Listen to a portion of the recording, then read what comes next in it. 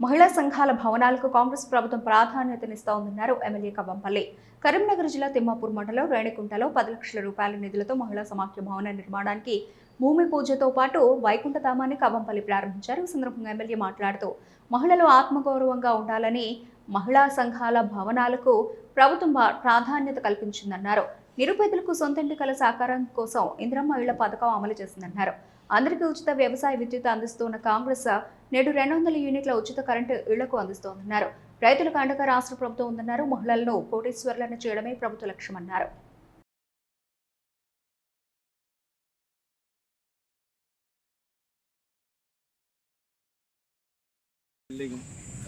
భూమి పూజ కార్యక్రమాన్ని నిర్వహించడం జరిగింది.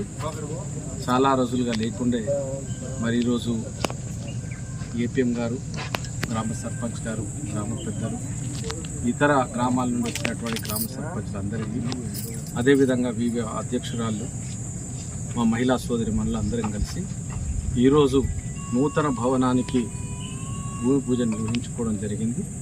దీన్ని త్వరగా పూర్తి చేయాలని సర్పంచ్ గారిని కోరడం కూడా జరిగింది.